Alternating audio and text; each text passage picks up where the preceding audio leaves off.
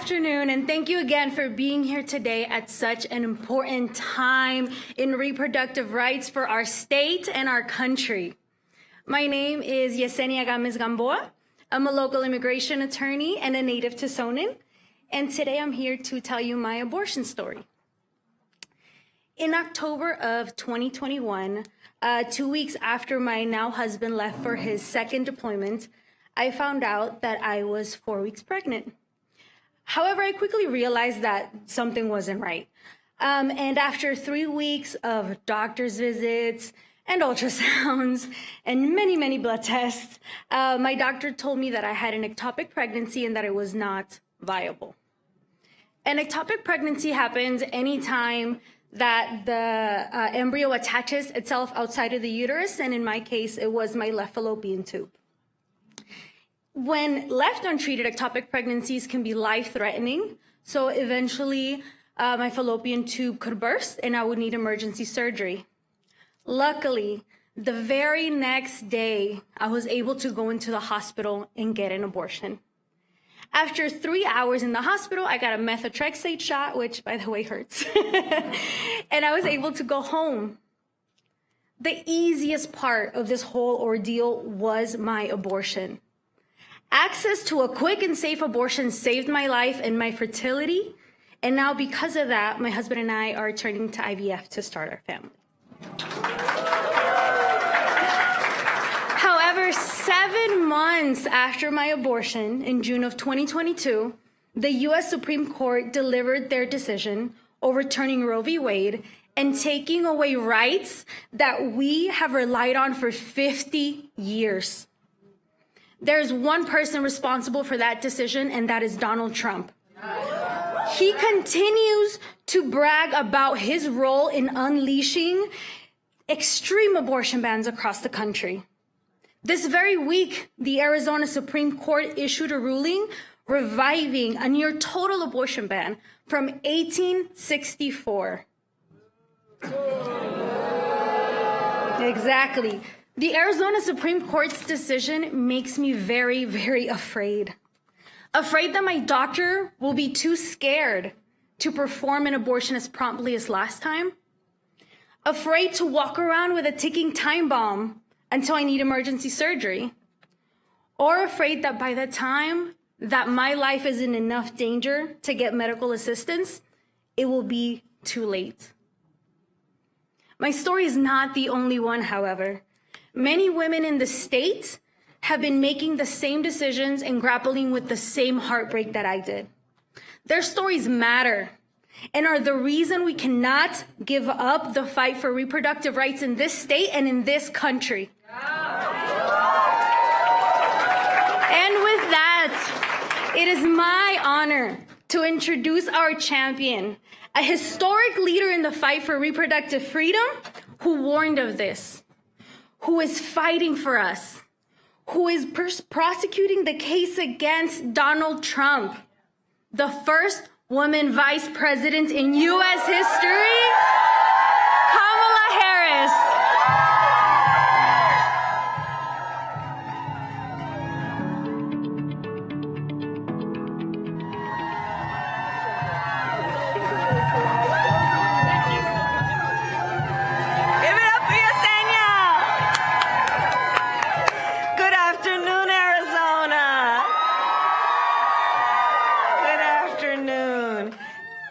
Give it up for Yesenia.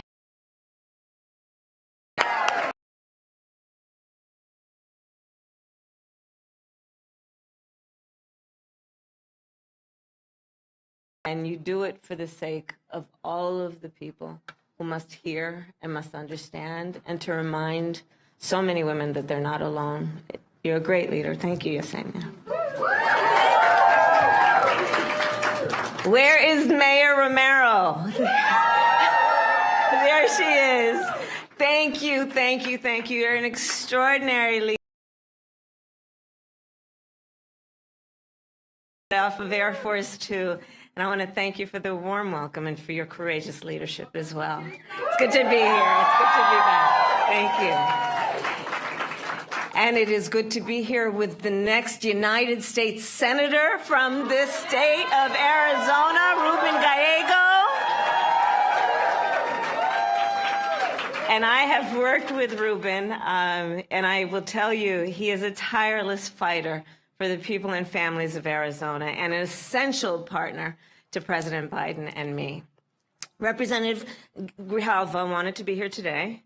I know that we are all praying for him. His wife is here, and I said to her, you know, the thing I love about Raul, he is such a fighter, and he's a street fighter. Like, he is a fighter. He is a fighter. And so we know he's going to be okay, and we are thinking of him as he begins his treatment for cancer. I want to thank as well my dear friend and the president of Reproductive Freedom for All, Minnie Timaraju. Where is she? Thank you, Minnie, for your leadership. And a special thank you to all the organizers in Arizona who are collecting signatures to put the right to reproductive freedom on the ballot and in the state constitution. And to the thousands of organizers from across our nation who are joining us virtually today. And I also want to thank the Secretary of State, Adrian Fontes, and all the other leaders of the Arizona State Legislature, including, of course, Senator Eva Bursch, who so bravely shared her story. Thank you for your incredible courage and determination. Arizona. This fight is about freedom. This fight is about freedom. And the freedom that is fundamental to the promise of America. The promise of America is a promise of freedom. In America, freedom is not to be given. It is not to be bestowed. It is ours by right. And that includes the freedom to make decisions about one's own body and not have the government telling people what to do.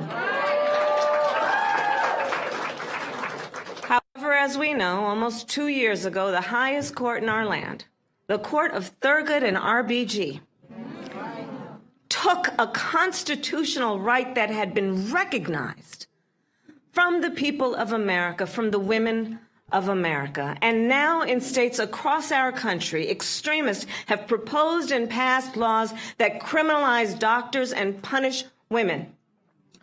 Laws that threaten doctors and nurses with prison time, even for life, simply for providing reproductive care. And then just this week, here in Arizona, they have turned back the clock to the 1800s to take away a woman's most fundamental right, the right to make decisions about her own body. This decision by the Arizona State Supreme Court now means women here, the women here, live under one of the most extreme abortion bans in our nation. No exception for rape or incest, prison time for doctors and nurses, and abortion made illegal before most women even know they're pregnant. The overturning of Roe was, without any question, a seismic event. And this ban here in Arizona is one of the biggest aftershocks yet.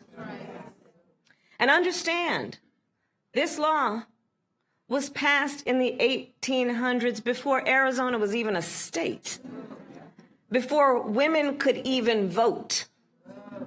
What has happened here in Arizona is a new inflection point. It has demonstrated once and for all that overturning Roe was just the opening act, of a larger strategy to take women's rights and freedoms, part of a full-on attack, state by state, on reproductive freedom. And we all must understand who is to blame. Former President Donald Trump did this. During his campaign in 2016, Donald Trump said women should be punished for seeking an abortion. Don't forget that. He said women should be punished. As President Donald Trump handpicked 3 members of the United States Supreme Court because he intended for them to overturn Roe, and as he intended, they did. And now, because of Donald Trump, more than 20 states in our nation have bans. Now, because of Donald Trump, 1 in 3 women of reproductive age in our country live in a state that has a Trump abortion ban. And let us understand the impact of these Trump abortion bans, the horrific reality that women face every single day now in our country. Because since Roe was overturned, we all know the stories, and I'll tell you, I have met women who were refused care during a miscarriage.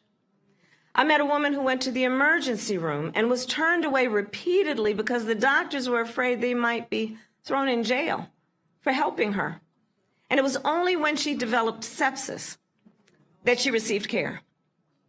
I visited a clinic in Minnesota and met with courageous, dedicated medical professionals who see clinics like theirs forced to close, denying women across our country access to essential and life-saving care, breast cancer screenings, contraceptive care, PAPs.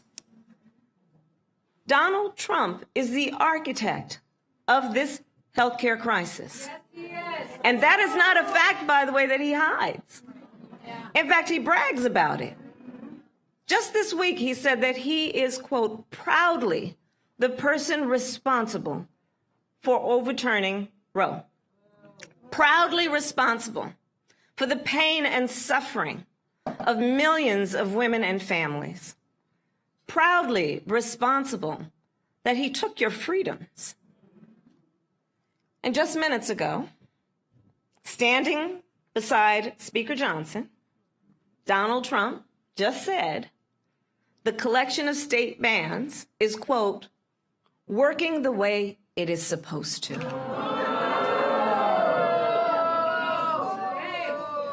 And as much harm as he has already caused, a second Trump term would be even worse. Donald Trump's friends in the United States Congress are trying to pass a national ban. And understand, a national ban would outlaw abortion in every state, even states like New York and California. And now Trump wants us to believe he will not sign a national ban. Enough with the gaslighting. Enough with the gaslighting.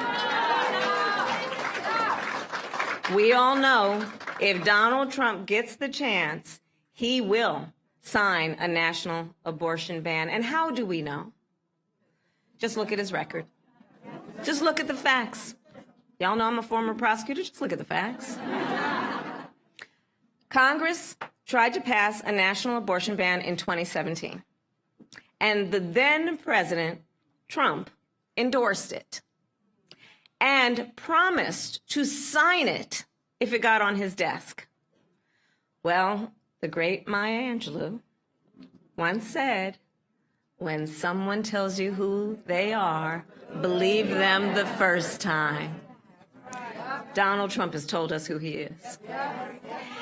And notice that Team Trump have an additional plan to attack reproductive freedom, a plan that they intend to implement on day one, even without Congress. They want to use another law from the 1800s, it's called the Comstock Act, to ban medication across all 50 states, no matter if it's currently legal or not. So here's what a second Trump term looks like. More bans, more suffering, and less freedom. Just like he did in Arizona, he basically wants to take America back to the 1800s. But we are not going to let that happen.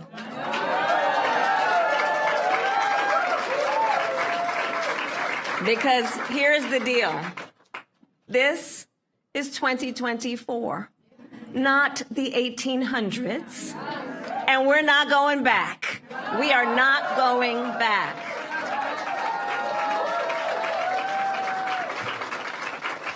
Joe Biden and I trust women to know what is in their own best interest. And women trust all of us to fight to protect their most fundamental freedoms. So Arizona, this November, up and down the ballot, reproductive freedom is at stake. And you have the power to protect it with your vote. It is your power. It is your power that will put this right in the Arizona state constitution and elect a state legislature who will defend freedom, not try to take it away. It is your power that will send leaders like Ruben Gallego to the United States Senate and help secure a majority of members in the United States Congress who simply agree. This is all we want. Simply agree that the government should not be making these personal decisions for other people. And it is your power that will send Joe Biden and me back to the White House.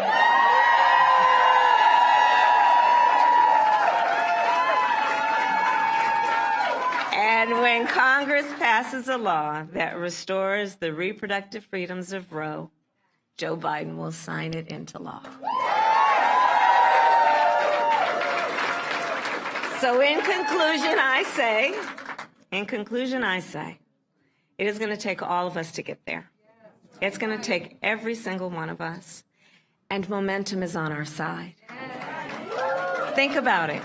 Since Roe was overturned, every time reproductive freedom has been on the ballot, the people of America have voted for freedom. Think about it. From Kansas to California to Kentucky, in Michigan, Montana, Vermont, and Ohio, the people of America have voted for freedom.